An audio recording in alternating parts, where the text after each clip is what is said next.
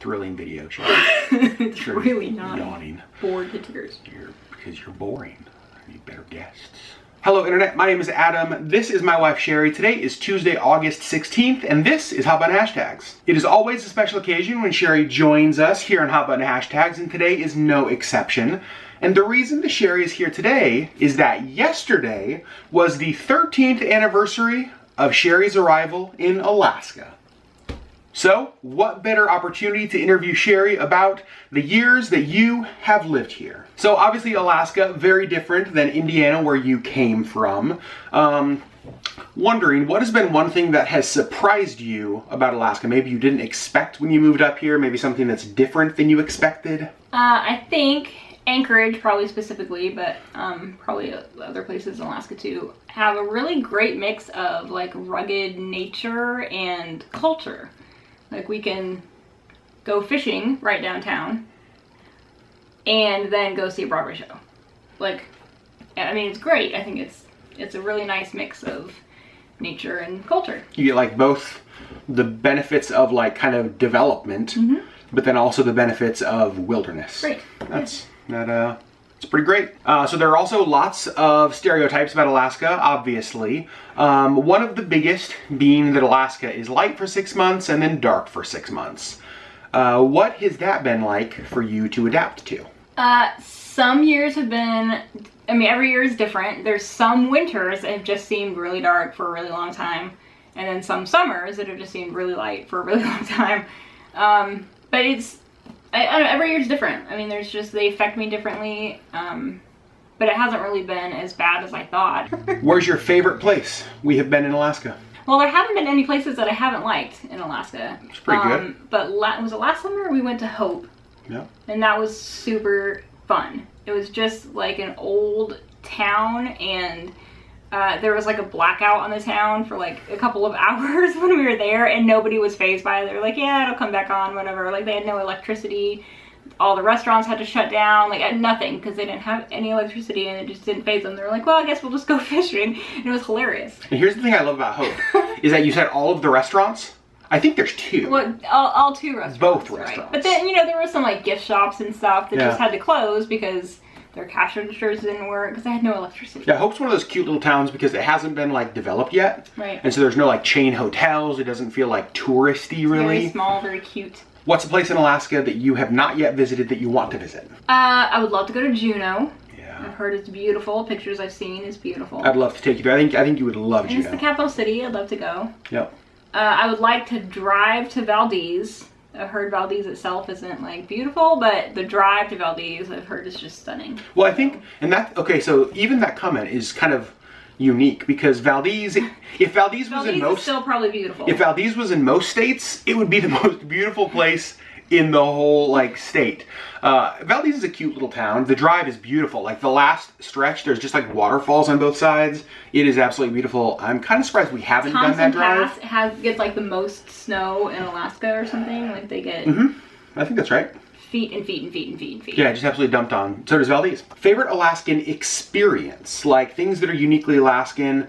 Thinking like seeing the Northern Lights, watching the start of the Iditarod sled dog race, like watching glaciers calve, like all of the, you know, kind of uniquely Alaskan things. Can I just say all of the above? Nope, gotta pick one. Dang it. Sorry. Because those were all so cool. Like the first time and the second and fifth time that I've seen them, they're really cool. I mean, it's not anything I grew up with. We obviously didn't grow up with the Iditarod or glaciers in Indiana. I don't think there's many glaciers. I think there's a few. So no favorites? You know what? I actually loved seeing, we've gone on a couple of like day cruise things out of Whittier and Seward, and those are really cool. The wildlife you get to see. Have we seen whales yet? We've seen them out. We haven't seen them like right up next to the boat, but we've seen like sea lions and puffins, and those are all really cool. And those are always really fun to do. And there goes, no, don't do, why are you doing that? That's my mother. She's so weird.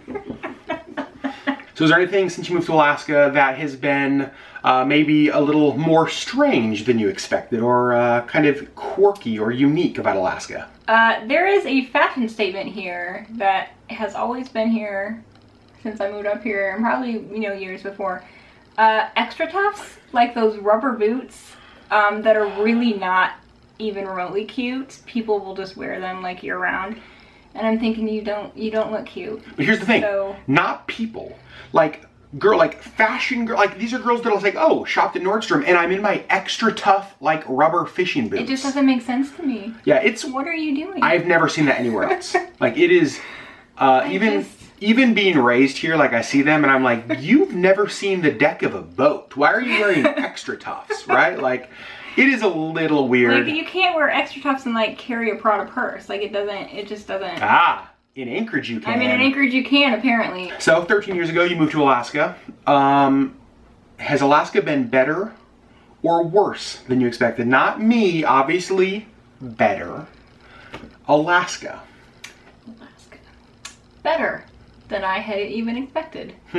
It's magic. It just gets you in the soul.